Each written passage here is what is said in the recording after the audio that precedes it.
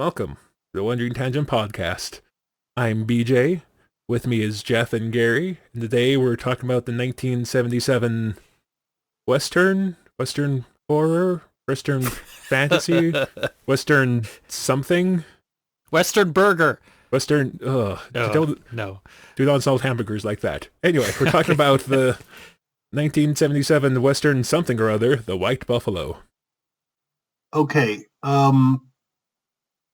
have you ever heard of a spaghetti western, BJ? Just to start with. Yes, it is based off, it's based off the idea that for a while there, not all westerns, but many westerns were filmed in But they weren't filmed in Italy. So there were some. Well, let me interject and throw in my nerdhood here. But so westerns are predominantly made in the U.S. during the 1950s and before, and later on. But around the fact that westerns, which are based in the Western United States, are filmed in the U.S. What a concept! Yeah, but there were an Italian company, and there were several Italians that wanted to also make westerns because they were popular. So they did. They usually were filmed in Spain, in Europe, but there were several of them, and a lot of people think that the Italians actually did a better job with western movies than many of the other ones from the U.S. at the same time. But it's a matter of opinion. But yeah, they're called spaghetti westerns just because they were made by Italian companies with a lot of Italian directors and other things. But a lot of the actors were still American actors or Mexican actors or Spanish actors. Yeah. Yeah, like the Clint Eastwood Man with No Name series. Once Upon a Time in the West, those were all spaghetti westerns. So you know why I asked that question, though, right? Why did you ask that question, No, Gary? we don't know, Gary. Why? Dino De Laurentiis? Yes. Isn't he Italian? I don't know if he's Italian. Italian? What's the proper way of saying it? Because we're already going to tread on so many toes talking about this movie, this particular... Well, here's the thing. I have a soft spot for him because he made one of my favorites. On the other hand... He made one of your favorites. The movie it was actually the first movie we talked about with you, even though it wasn't the first movie we published with you. Dune, 1984. Yes, 1984 Dune. Go back and watch it if you haven't, people. The movie or the episode? Yes. Yes. Very much yes. We wouldn't actually prefer people watch episodes. We wouldn't. Yeah. Well, I mean, that's too much for them to go through. I mean, watch the movie. It's good. I mean, if we're going to ask people to watch episodes, could somebody please watch our poor Princess Mononoke episode? It still had like less than 20 views. Yeah, it was a really good discussion. It was a good... But Dino De Laurentiis, I've got a kind of a soft spot for him because he directed one of my favorites, right? And he is, from all accounts, a pretty good director anyways. He's not a director, though. He's actually a producer. Well, but anyways. Okay, regardless, sorry. A person involved with making movie. And he does a good job at it. And he's done some good ones. And in this particular one, though... Yeah, Jeff, you chose this one, right? I did. And why? Why? I'll tell you why. Because there was a discussion that happened long, long ago. Oh, it's my fault, is it? No. Yeah, I'm describing why it's your fault, Gary. Hold on. So there's... Well, I'll let Jeff tell the saga. You can tell it. Go ahead. Go ahead, BJ. So you're good at stories. Go ahead. So way back in our Jaws episode, I forget who brought it up, but I think this was me. This was me. I can admit this was you. So there's just lots of blame to go around for this. So either Jeff or Gary had brought up the point of why hasn't there ever been a horror movie made about people getting like attacked by like a plant-eating animal, right? So yeah, because it's always a bear or a shark or a snake or something or lions. I mean, there's movies about predators, but how come there's no movies about plant eaters? So shortly after that episode, and this is where it becomes partly my fault. I got a message from one of my sisters who listens to the podcast. She messaged me on Facebook and say, hey, there's this really awful movie called The White Buffalo, which kind of fits what you guys were talking about in the Jaws episode. And me, being the naive fool I am, I believe I passed this on to one of our group tests, like, hey guys, my sister found a movie that fits the thing you're talking about, thinking that we would just laugh and that'd be it. Just like, we have to watch it. Mind you, at this point, we had no idea what this movie was or what it was about. All I needed was to see a giant white buffalo, which was obviously some sort of mechanical puppet, smash through a wall of snow bad and have this puppet. really monstrous sound to it. And I just had to see that. And I'm like, okay, this is going to be the next film. So it should be, I guess while we're on the subject of the really bad full-sized bison, that it was made by the same folks who made King Kong. Not the 1993 King Kong that is a classic, 1933 King Kong, or the Peter Jackson one, which was okay, I guess. The 1976 King Kong, which nobody likes. That King Kong. 1970. Okay. Oh, wait, isn't that the one where they go to King Kong's Island and they think they're going to find oil or something? I don't know. I don't think I've seen the last 20 years of my life, or even longer. I just remember... Yeah, I do think Gary's right. They think they're going to find oil. It turns out they come back with a giant gorilla instead. So it takes a turn. An oil-seeking expedition would have the equipment or the capability of bringing back a giant gorilla, but hey, why not? I mean, King Kong's weird, dude. I think because we had all watched the Peter Jackson King Kong together, right? I think at some point we have. Is that the one where he goes ice skating? Yeah. Wait, King Kong goes ice skating? Yeah, there's this. So, spoilers abound here, folks. You should be used to this by now. So yeah, at some point in the Peter Jackson King Kong, like, after Kong has murdered every blonde he comes across to find the one he's attached to, they frolic in Central Park for a while because, King Kong's just like plowed through downtown Manhattan, killing hundreds of people. Let's frolic. Frolic in the snowy Central Park. Frolic in snowy Central Park at the end of Kong's Kong's path of destruction. Yes. Anyway. But entirely apart from all of that is this movie. Yeah, so this movie also has the how do I phrase this? This was the first movie that one of us watched. It was unfortunately me, to see if it was how to phrase this politely. To see if we talk about this movie, if we would get canceled or not. So this movie can be a little offensive depending on how people take things. In my opinion, the saving grace about this movie was not that it painted Native Americans in a positive light, is that it kind of painted everyone in a decidedly negative light, except for the two main characters. So it was an equal opportunity offender in my eyes. It really did. It had some very, that is the one, you're right about that being a saving grace, because it kind of points to the fact that, okay, you guys are, there's some very frank discussions that the two main characters have with each other about the really bad situation that was going on at the time. But it's yeah. So do you want to give the folks at home sort of the summary of this movie, just non-spoiler summary? No, we are past. Past that. We have already spoiled so many movies. We're spoiling this turkey now. So Okay, so spoils are in. Let's start talking about it. Here's the elevator pitch of this movie, folks. Wild Bill Hickok and Crazy Horse accidentally combined forces to hunt a white buffalo. That is the gist of this movie.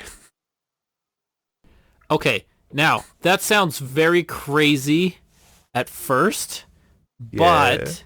Yes, but go ahead. Yes, Jeff, go ahead. These two people in history did live in similar time frames. They both were alive at the same time. Yes. They both were out west at the same time. Yes. They both were... So the author of this story, who comes from a book, did do a little bit of his homework in that... Yeah, yes, okay. They were both alive at the same time. They lived in the same hemisphere.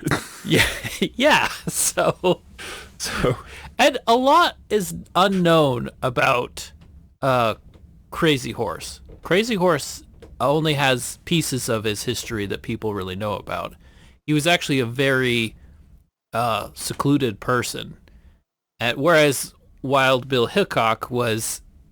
He was the guy who went around bragging about everything he had done. So, and in fact, that's might different. have only done about half or 3/4 of what or even a quarter of what he's done. Yeah.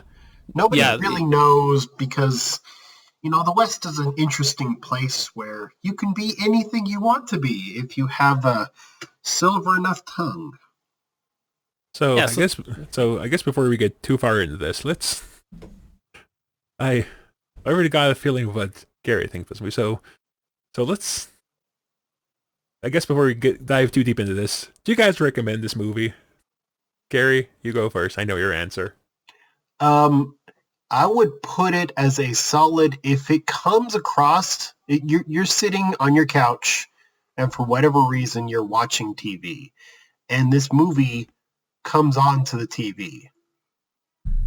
I would give it a solid 3 flips all the way through the channels and then check through YouTube to see if there's anything else on before I come back to this movie. If it comes on the TV and I cannot move from the couch and find my remote, if I am immobilized. Both legs broken, one arm broken, all you've got left is the one arm to manage the remote, and it is 6 inches out of reach. Maybe you'll watch this movie. So I'll take it as a no. You do not recommend. Jeff, you're the one that made us watch this. What do you think about this movie? Yeah. There are things about it that interest me. I'm a kind of a history nerd. I love all of that. But then, yeah, it's very nerd, much you would think that you would hate embellishes upon history. It's the idea that these two people from history could actually meet each other and spend time together and could hunt an elusive white buffalo together. There's some plausibility to it. Of course, it's all just fictional fun based on history. But that being said, no, I absolutely, I don't recommend it. I don't, because I don't think most people find it entertaining. I didn't find it hugely entertaining. I think the sets were nice. I really liked the look of the sets. I thought the buffalo puppet was hilarious. It's a decent prop for the time. The sound they gave to the buffalo, I thought was a good menacing sound. If you ever could make a buffalo scary, this movie definitely did its best, and I think it got as close as you could get. I mean, buffalo are plenty scary. They really are. They really are dangerous. You don't want to be next to them. They're mean and strong, but in reality, for movies, they're not scary in a movie. The audience won't really think... It's not like a shark. A shark can be presented as scary in the movie, but a buffalo, it's a little trickier. So I think they did good. They hid the buffalo. They didn't show it outright. They only had certain scenes where the buffalo would come out. So it built up suspense to see it. Suspense. Yeah, suspense. And they really wanted to hide that buffalo because it was not a good. I mean, there's also a chance they just didn't show the buffalo because, boy howdy, there is some camera work in this film. They love zooms in this film. Did they? Did you not notice? Every time someone talks, zoom. Every time someone looks over there, zoom. So many zoom-ins on characters. It was the amount of zooming was impressive. There was some choices, artistic choices made with this one. Just as there was artistic license taken with the actual history and people, there was some artistic license taken with just about everything, every aspect of this particular movie. To be fair, I think the only two historic people were Wild Bill and Crazy Horse. I don't think anyone Custer else actually existed. Yeah, but it wasn't General Custer. It was another Custer, which is kind of confusing. But they did note that they spoke about Custer finding gold in the Black Hills, which is historically true. Custer went into the Black Hills, discovered gold, was very politically strategic about who he told about it, and that was what later led him to his downfall, is that he's after the gold in the Black Hills, and so he wanted to move the Native Americans, and he showed up at the worst time to do it. That he didn't think that he would need this brand new invention. He just thought it was kind of a waste. It was called the Gatling gun. He thought it was so kind of stupid. Why would he have to face off against several thousand lightly armored people? You know. Well, he also is a cavalry. Cavalries don't carry Gatling guns. Yeah, I was going to say it's not your traditional cavalry weapon. I was going to say, to be fair, Gatling guns, they're not like they're not that I'm an expert or anything, mind you, but they didn't seem very man-portable, shall we say. No, but they would have. But they are the kind of light artillery that a reasonably well-armed cavalry. Just because a cavalry unit's on horses doesn't mean that they're going to. It just means that they need to move quickly. You can move. You can move light artillery like Gatling guns with horses at a reasonable pace, and then you'd fulfill the other role of cavalry, which is be there the firstest with the mostest, and then kick butt until other people show up to relieve you, because that's what cavalry do. So, gentlemen, I get the feeling we want to talk about everything but this movie, because I think we've... Because now we're talking about Custer. Well, we've been going for almost 20 minutes. I think we've tangented for a good 15 minutes of that. Yes. So the movie does have the character, it does have the person Crazy Horse, who is very revered amongst Native American groups as a hero because of the Battle of Little Bighorn, but also... there were other battles in which he was famous as well, and he once led an entire company of soldiers into an ambush by pretending he was injured, and he would get off his horse and pretend to limp, and then they would come after him, and he would ride a little bit further, and he managed to lure all these guys into an ambush. So he was quite a clever person in history. In this movie, they portray him as a strong, stalwart-like person who's very skilled. But Crazy Horse also had a very massive injury on his face. He got shot in the face and it healed. So they didn't show any of that, which would have been, I guess, nicer to have that piece of history. But so be it. Seven knows this movie was like, historical accuracy. That's and I totally get if some people don't find this movie. Let me rephrase. I do get if some people find the movie offensive because it portrays Native Americans in not every scene, but some scenes in like the standard way that they are during this time period. But with Crazy Horse, they do show that he's proud and brave, and that he's committed to following through on a task, and he also, in the end, fights the buffalo in a more traditional way without guns, but he hunts him in the traditional way of his people, which is noble and good. Yeah. So there's certain pieces of this movie that I actually really like. I'm sorry, go ahead, and then I have a thought. Okay, no, you give me your thought. Go ahead. So that's another thing I thought was, air quotes, interesting about this movie, is that they kind of throw out a lot of character motivations, like at the very end.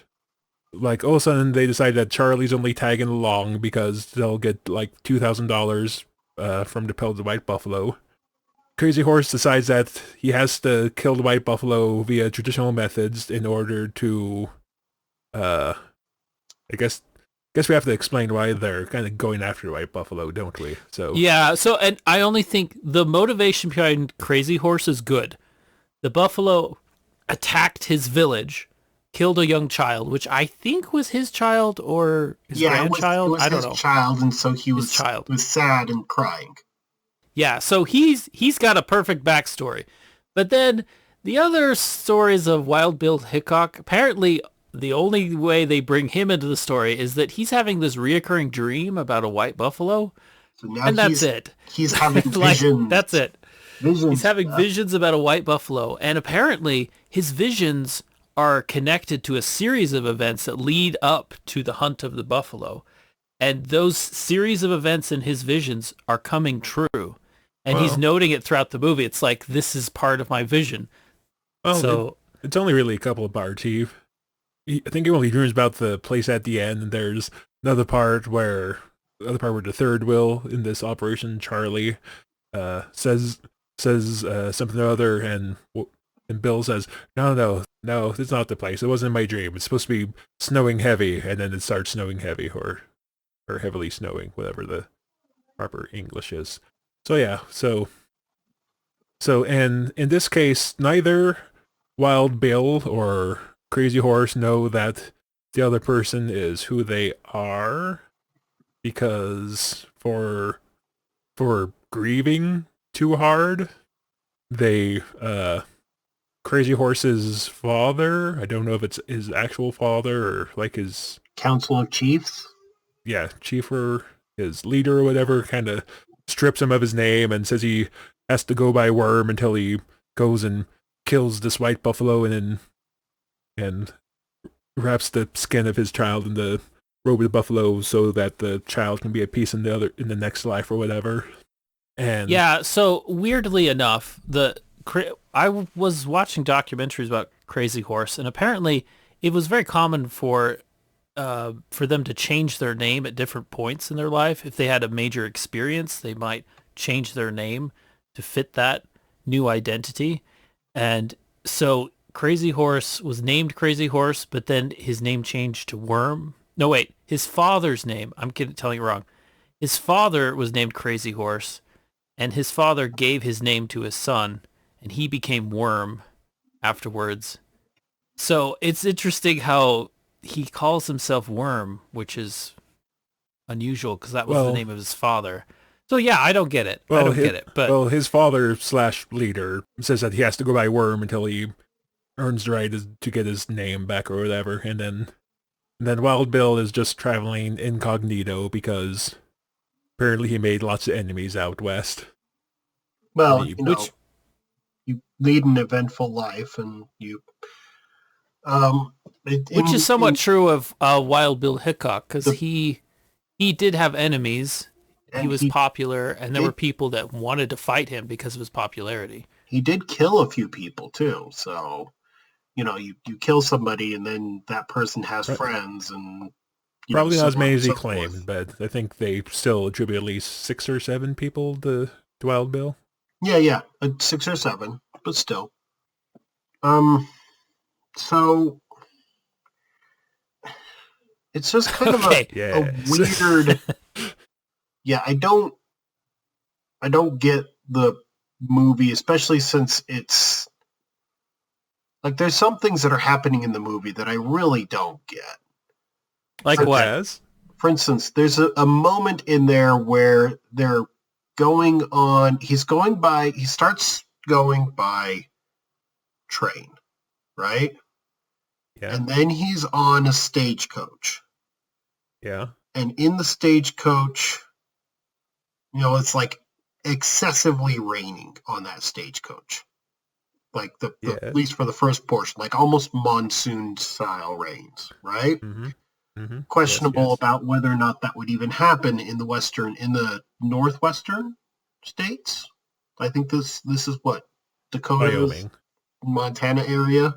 I think Yeah, No, at some point by Wyoming. Yeah, it's by the Bozeman Trail is what they were on. Yeah, which at some would be point it's in Wyoming. Wyoming because the train stops in Cheyenne.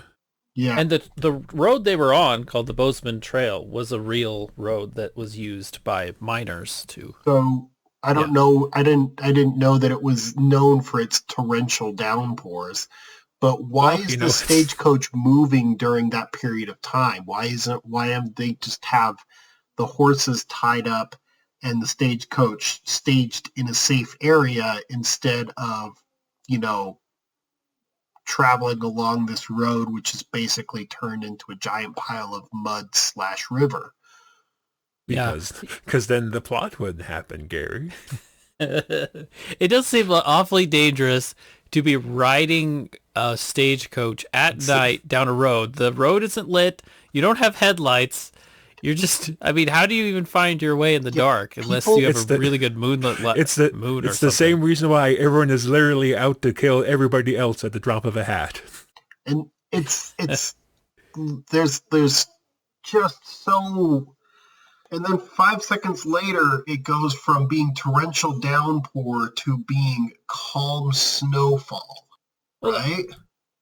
I don't know if you caught that. It's the same stagecoach ride. 5 seconds later, they're in calm snowfall. They were in torrential downpour, and now it's calm snowfall. Well, weather can do weird things. I'm pretty sure there's a assumed time lapse in there. And then there was a person who tried to kill him in the stagecoach, and then he kicked the person out, and then that person got killed because, they're just out there in the middle of nowhere. Apparently there's Native Americans in the area who... Well, I could be wrong. Wasn't the person that shot him Crazy Horse? Probably. Was it supposed to be Crazy Horse? I don't know. I think that was a different group. It could have been just some other rando. But then... But then we get the lady who also gets killed. Yeah, there was a lady on there. I'm guessing lady of ill repute. So not to derail your train of thought here, Gary, but before mine gets derailed. So, did you by chance? So what happens is that a Native American, I think it's supposed to be Crazy Horse, fires at the wagon, and Wild Bill returns fire. Did you count how many bullets he returned fire with from his one pistol? No. I counted 9 shots from a revolver.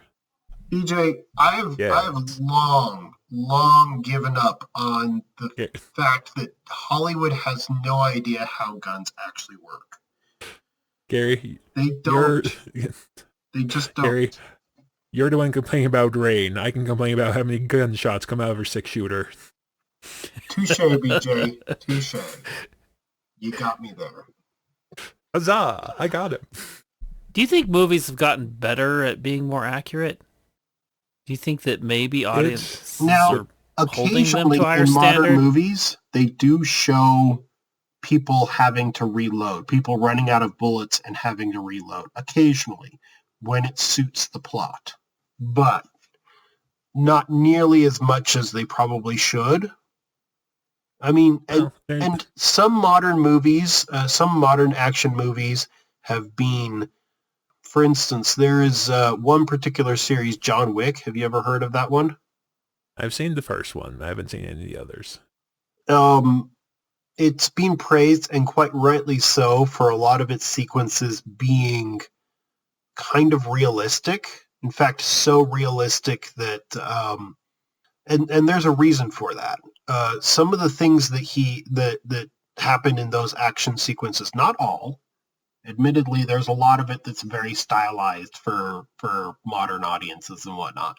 But some of the shooting techniques that are used in there do actually come from real actual training that the main star has been taking during Keanu Reeves has been taking special training from special forces, personnel who are paid to, make him seem kind of real. And apparently he's kind of this nice, humble guy who will actually listen. And there's actually some really good clips on YouTube of him doing the special forces shoot trainings. And he gets really jazzed up about it. And because he gets jazzed up about it, everybody else is jazzed up about it too. And he's actually has some really decent, he's got some really decent scores at that training, right? And there's one particular technique that he does when reloading.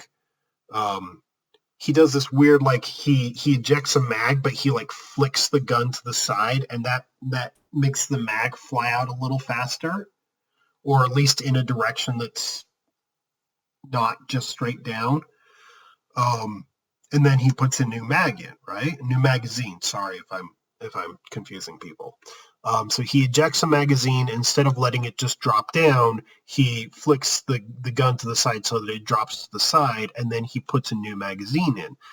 That's not a regular, or at least it was not a regular technique done by people. But apparently that has made its way into the special operations lexicon because they're all doing it now. Whether because they think it's just a cool guy thing to do, or whether or not there's actual real military merit to it, I don't know. But yeah. So Hollywood has started doing some things kind of right, but still, they still get a lot wrong about guns. On the other hand, I would legitimately be terrified of Keanu Reeves in a gun battle. Just to put that one out there. Well, Keanu Reeves wouldn't get into a gun battle, though. Well, if he did, I'd be very worried about his opponent in real life. Yeah. We could have watched John Wick instead of this movie. We could have. We probably would have had a much better time. Yeah, but think of the things we've learned from this experience, though. What have we learned from this experience, Jeff? We've learned that we don't want to watch random Westerns from the 1970s. I was thinking about this. This is only the second Western we've watched. For almost the 30 movies, we only watched 2 Westerns, and one of them is The White Buffalo. It's good for us it's good to watch a couple of movies that are not great movies. This movie, though, I don't know. They have really good sets. I thought all their soundstage stuff that they did was really good. A lot of it was on a soundstage. You could tell when it was a soundstage and when it was on location. You could very much tell, Big Jeff, and you really could tell. Really call it a good thing, but yeah. Well, you have to remember that it's Jeff we're talking about here. Yeah. He's. Never mind. I'm trying to be nicer to Jeff. You're really trying this time. I'm trying so hard. BJ, he is agreeing with us though that this isn't the greatest movie, so you do have to give yes, that. I'm not going to defend this one like I would defend other films. That's why I'm not dunking on him as hard as I usually do. This is. Is this our first? Can I ask you? Universally reviled movie? Yes, I wouldn't say reviled. It's more of a dislike. I don't strongly hate it though. But we all agree that it's not something. It's not highly recommended. The Star Wars Christmas special is the one that we both hated. Yep. Yeah. And I'm very glad I didn't have to watch that. I try not to bring up the Star Wars stuff because that leads down dangerous paths. Okay, question. Yes. Did either of you understand the dialogue? The dialogue? Yeah, was the dialogue not an issue for you guys? Because when I was listening to this, the first time I went through, my first thought was, I cannot understand what anybody is saying. There is so much Western cowboy slang in everything that they're saying that it's hard to follow. On the second run through, it was easier, but yeah, go ahead. I got the gist of most of it, like they referred to bison as spikes. Mm-hmm. That what threw you off? No, there's one scene where they're in the tavern and there's an Irishman who runs the tavern, and there's a group of dangerous people that'll probably start a fight. And so the Irish innkeeper walks over to Wild Bill Hickok and he says, "Hey, I'll give you $500 if you will help me the moment these guys caused problems."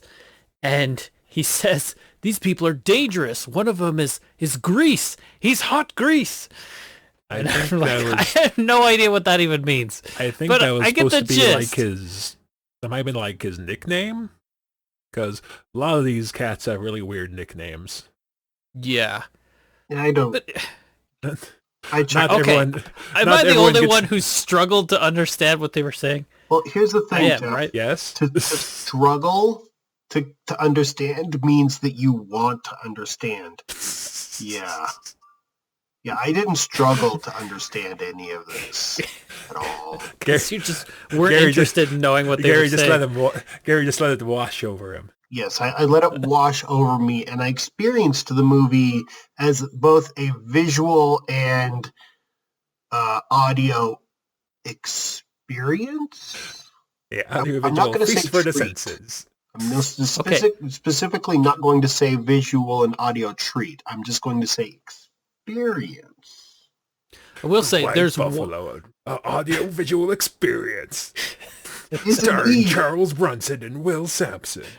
And a visual and audio experience. That is definitely true. You can say that about this movie. It is one of the movies that has been made. Okay, but speaking of John Wick and realism in movies, there was one scene in this movie that I think was rather realistic, rather surprising, and it happens towards the end where our hero character, Wild Bill Hickok, is waiting. He has some sort of sense of where the buffaloes might come, and so he kneels down in the snow, sticks his rifle into the snow, and just waits patiently for the buffalo to come to him. And the moment that this giant puppet buffalo bursts out of the scenery, I mean, every time it enters a scene, it's a crash. Like, it crashes into the scene and comes towards him, and he pulls his rifle up, and he notices that as he stuck his rifle into the snow, that snow has compacted around the trigger, and it's then frozen because of the cold that they're in. And so he can't actually use the trigger. It is literally encased in ice at this point. And so I actually think that was an interesting thing that they threw in there. While technically true, Jeff, I don't see people in the past weren't idiots.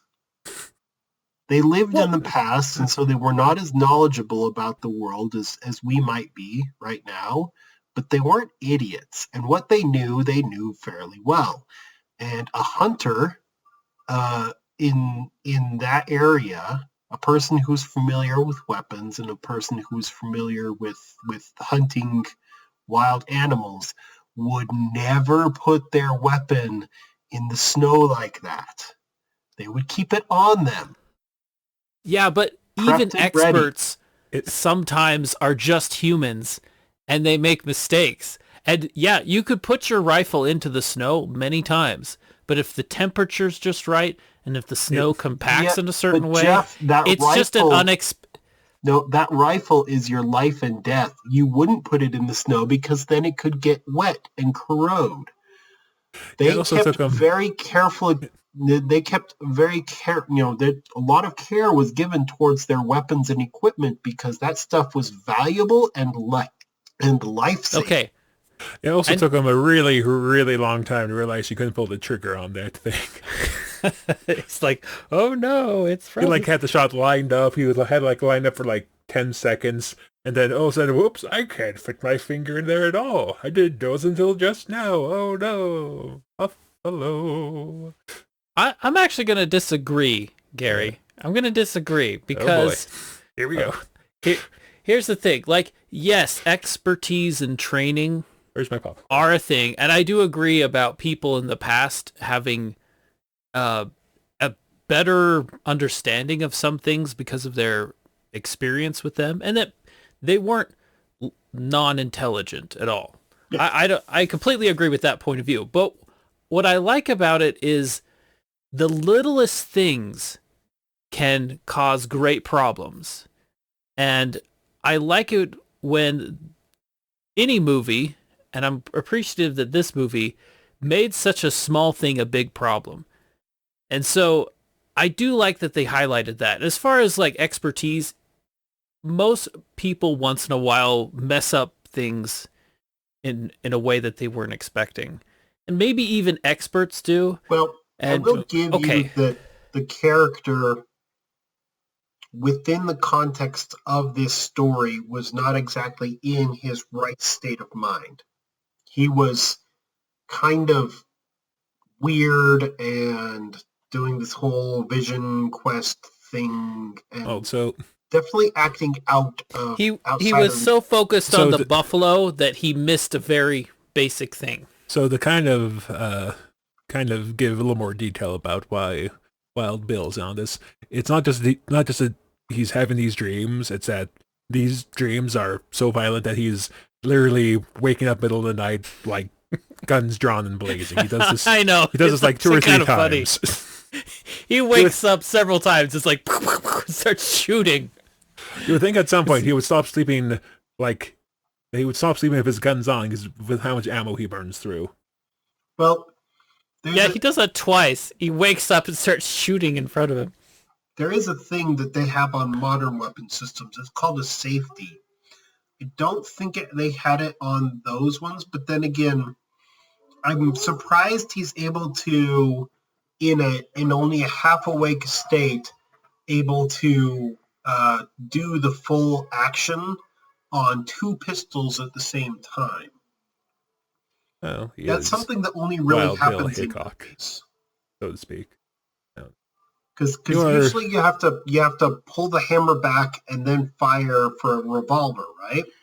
Yeah, you need 2 hands to rapidly shoot it. It's not a single action where you're pulling the trigger and that'll pull the hammer back and then fire it at the same time. This is a double action where you have to pull the hammer back and then fire. Now, there's a thing called... I was going to say I thought it was the other way around, but you're more knowledgeable about guns than I am. So what happens with the revolvers is you have to pull the hammer back and then fire, right? Well, there's a thing where people will have 1 pistol and then they'll use 2 hands and they'll be pulling that hammer back with the 1 hand and then firing. You're able to do it several times very quickly. You'll notice there's a movie, The Mummy.Maybe we should watch this movie. We could have watched The Mummy, Jeff. We could have watched The Mummy. We could have watched The Mummy. But in that one, there's a lot of people using guns in that one. And I think they even get the shot counts semi-accurate in that one too. But there's several times where it shows people shooting guns, and then they're doing that thing that I was talking about, where the one person is holding the gun in one hand and they've got their other hand, and it's just kind of like waving or not waving, but pulling the hammer back as fast as they can. Fanning the hammer, I think it's called. You're right. Yeah. They can get those 6 shots off really quickly, probably as quickly as it shows in this movie. But in this movie, he's doing it with 2 guns, and I don't know how he's getting that hammer back in a only half awake state, because that's very high-end dexterity that you would have to be doing. Oh no, we're making D&D references. Yeah. I don't know. Well, I'm not an expert on gun history, so I do not know when single action revolvers became a thing. double action, single action. Actually, that's worth looking up. Let me go and put my phone in the other. Let me go back and no, we can. I got the internet right here. I can just. I was pull gonna it say up. I have a different screen. Huzzah! Okay. All right. Single action, double. Okay. We'll just cut out the dead space. Single action revolver. Single action, double action. And I think these were Colts, right? With the weapons used in the movie? I don't think they really specify. They call their repeating rifles Winchesters, and I think that's as detailed as they get. This is oh, it said okay. No, wait. It's the Colt single action Colt Army Model 1860, which would be right about the right time. Really, Had a forcing. They specify like.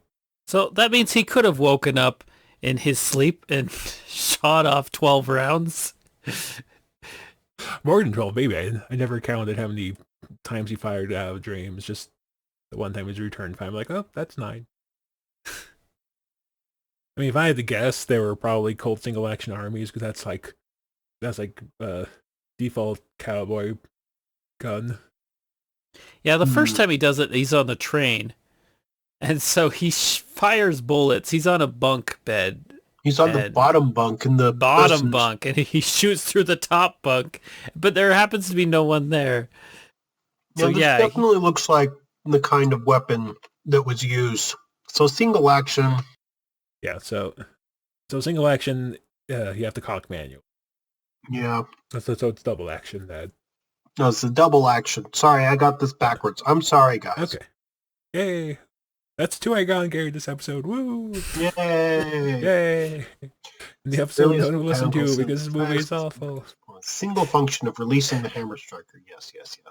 Okay, so learn new things every day. Today's episode is brought to you by single action and double action pistols. Yes. Know the difference. Know the difference, people, because it might save your life. We have so single action revolvers. Then corrected now. Single action revolvers.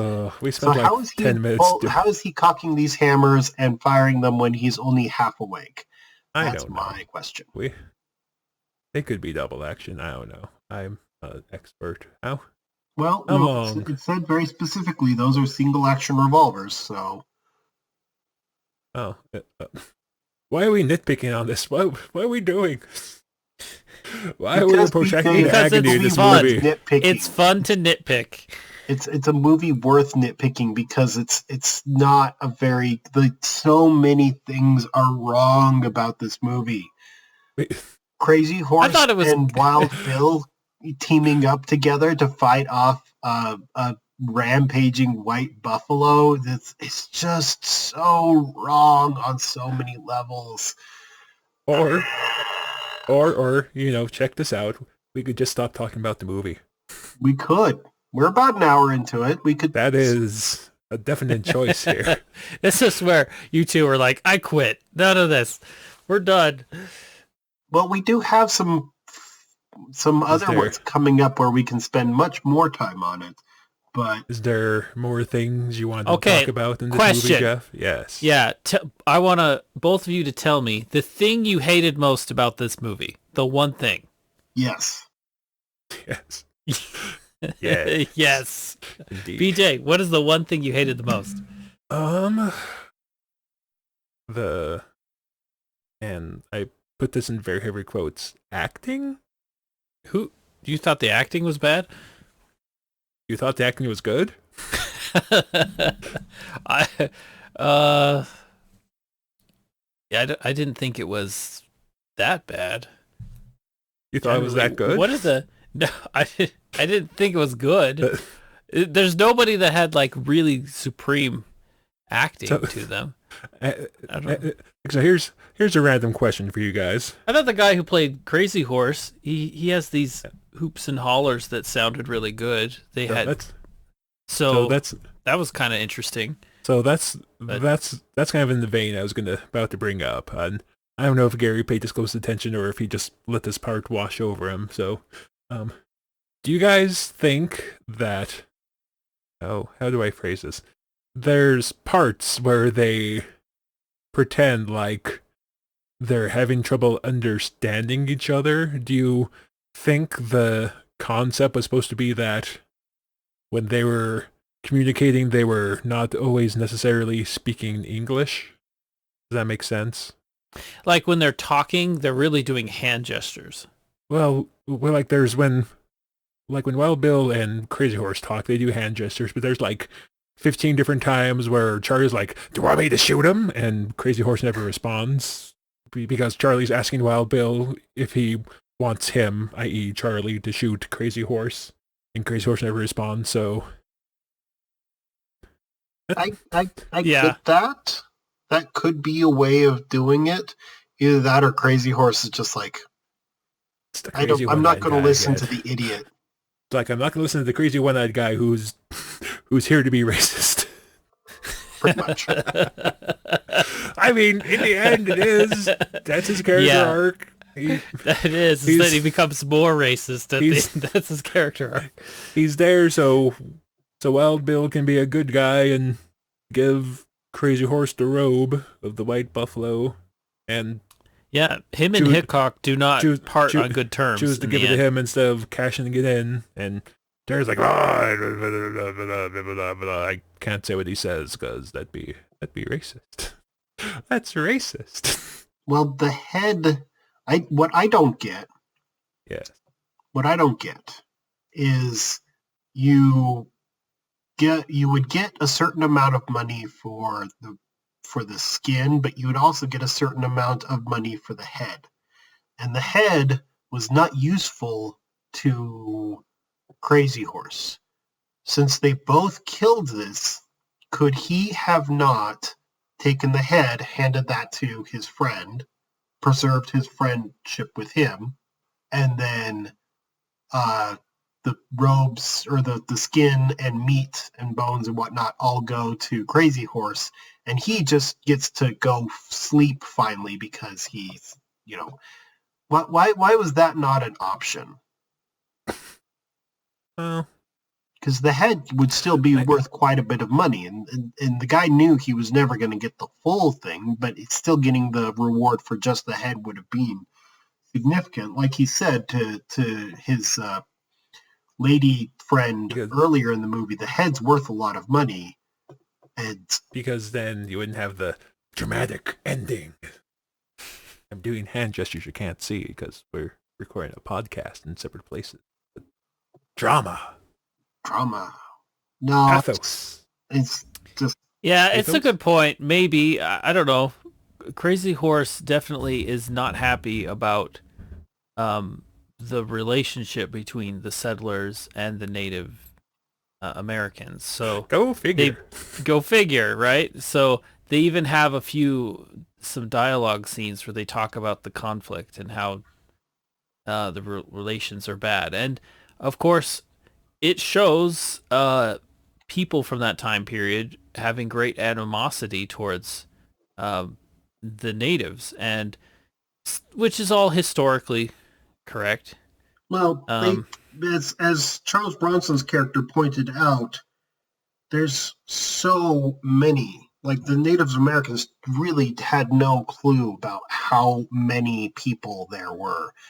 And as he also pointed out, the land that Crazy Horse's people were on, like, at one point wasn't theirs. They conquered it from their predecessors, and their predecessors conquered it from them, and so on and so forth.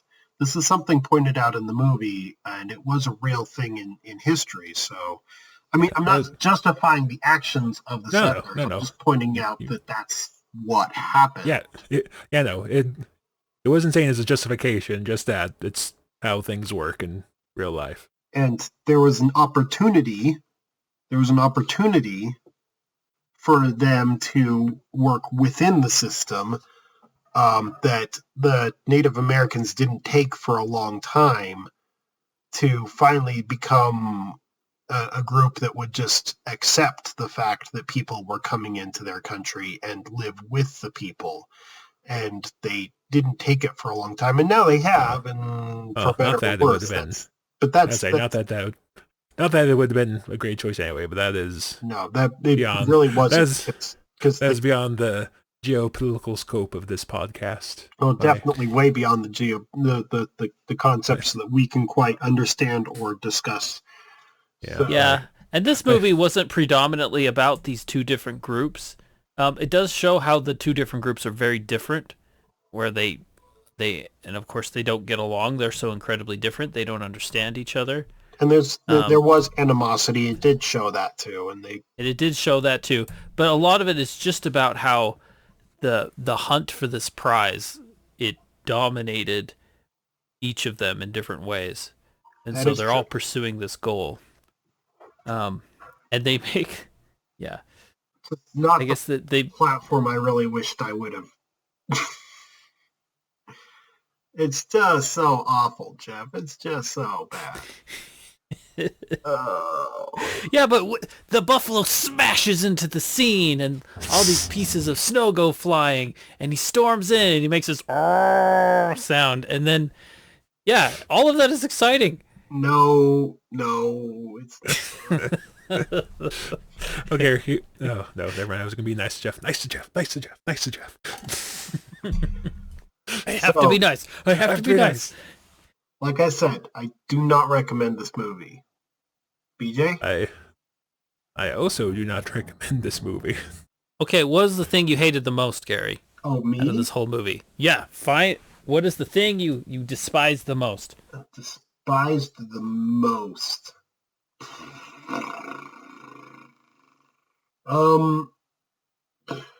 It seems like there's so much contrivance that's happening.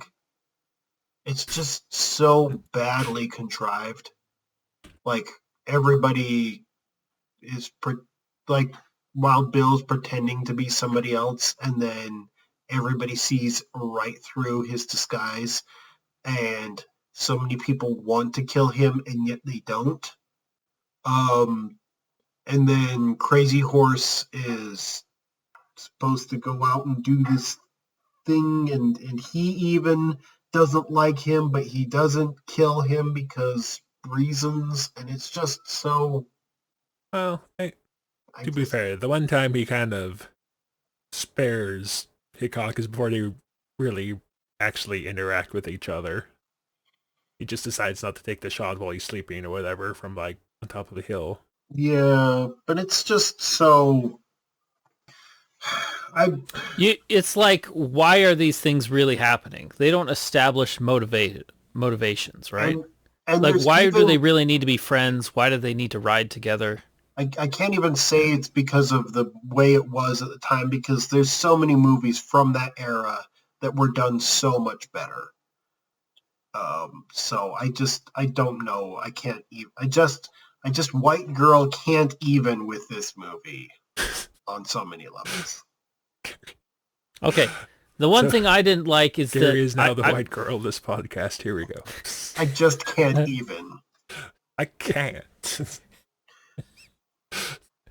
Anyway, go ahead, Jeff. Well, I would say the one thing that I feel like the dream sequence for Wild Bill Hickok, they have the dream sequence as his motivation. I don't think like it's clearly laid out, and it doesn't seem like something that really establishes him, his character very well. And also Charlie, the extra guy that they bring along, I don't feel like he is tied in very well to the main character. There needs to be a greater reason why he comes along. Just a promise of a white buffalo head, and he's seen it, so I think he initially comes along out of loyalty. The Wild Bill, at least that's how they pitch it.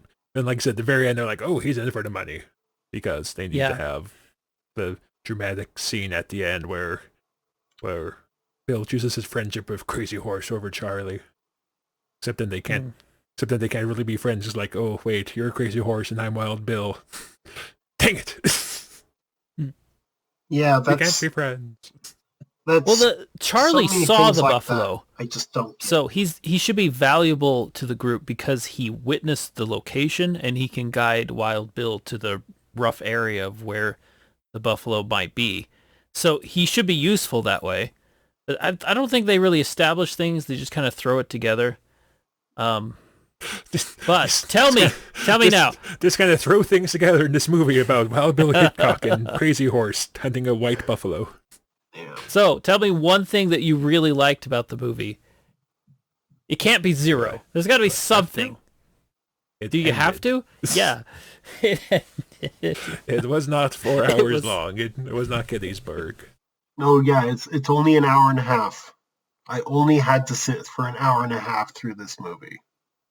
They didn't use the same gunshot sound effect for everything like they did in The Magnificent Seven.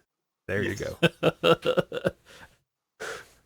And we already got Jeff. Jeff likes the roar buffalo. I do. It's like angry cow. If you could make the sound of a cow scary by putting some extra grr into it, that's how you do it. Also makes like the default monster sound effect at the end of its night. Is there like a name of that monster or? You know what I'm talking about? That thing. No. I don't know what monster roar you're talking about. There's a default monster roar. Is that like what is the name? Wilhelm? Like the Wilhelm scream, but for monsters? I was going to say, it's like the Wilhelm scream of monster roars. I don't know if I've ever actually heard the name of it. That's an interesting phenomenon that you've brought up. You haven't had an audio file of it. You know exactly what I was talking about, but I don't know what it's called. So I can't think of an audio file for it. It's like a... No, it's not like that. It's like the sound effect of... It's like the monster roar sound effect that gets made as like Jaws is sinking down. There's like a monster roar sound effect. It's that sound effect. If you heard it, you know exactly what I was talking about. But I'm terrible at... But anyway. Yeah. Anyway, so, yes. Yes, so White Buffalo. We don't watch White Buffalo. Don't recommend it. But it is a horror-ish movie about a plant-eating creature who terrorizes people. So there. We check that box. There is such a thing as a scary movie about a plant-eating animal. There has to be a better one somewhere. Maybe there's a movie about like angry beavers or something. Happy National Native American Heritage Month, everybody. We also did record this the week of Columbus Day / Indigenous Peoples Day. We're just checking all the boxes. My 5th grade teacher would be so proud of me. Oh, yay. If any of my family made it as part of the podcast, they're laughing very hard, but no one else is going to get it. So, but anyway, anything else, right? So, anyway, I don't know if you want to hint this, but we might have a special episode coming up for there's Thanksgiving. There might be a special episode next time. Well, it's like Gary question mark because you're the one that has the most insight into that. Yeah, well, we're going to put a pin in saying exactly what's going to happen, but yes. Be ready for the next one to be a little bit special. Maybe. Hopefully. If everything goes according to plan, which means it won't, and we'll have to scramble to figure something out. Oh, I'm sure everything. As far as I know, everything's going to be ready for the next one. Yes. Get ready for next week when we watch White Buffalo 2. White Buffalo 2. There needs to be a sequel to Buffalo this. Boogaloo. Whiter Buffalo. No, that sounds racist. Buffalo Whiter. Maybe like the black sheep instead. Yeah, instead of... I guarantee you there's some awful horror movie called The Black Sheep. I guarantee you. Probably. Anyway. Oh. Well, that was an episode. That was one of the episodes that we have done. That was one of the most episodes. I know. It'll get like 5 views. I mean, yeah, Hopefully.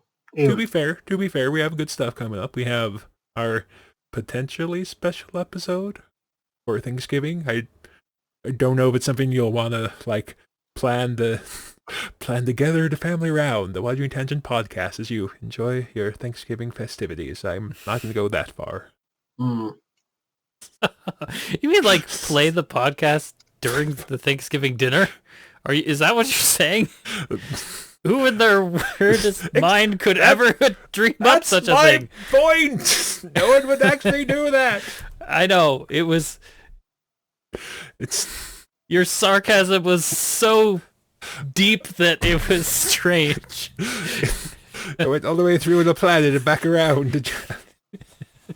It went through the boundaries of sarcasm and went beyond sarcasm into a realm of silly and ridiculous.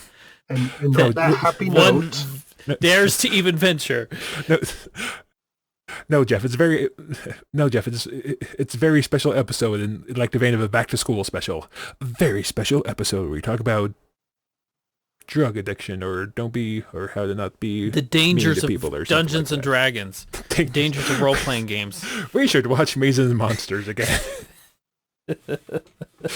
No one would watch that episode, I tell you what. That is certainly true.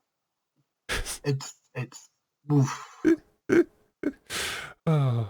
Quite possibly definitely worse than this one. But anyways, on that note, BJ. So that's Gary paying me to end this. Please. Please. Use your single action powers of controlling the podcast and end it. With one single action. So that was certainly an episode of the Wandering Tangent podcast. I'm BJ. With me is Jeff and I guess what's left of Gary. We'll see you next time for this better episode? Mm-hmm. Question mark? Dun, dun, dun.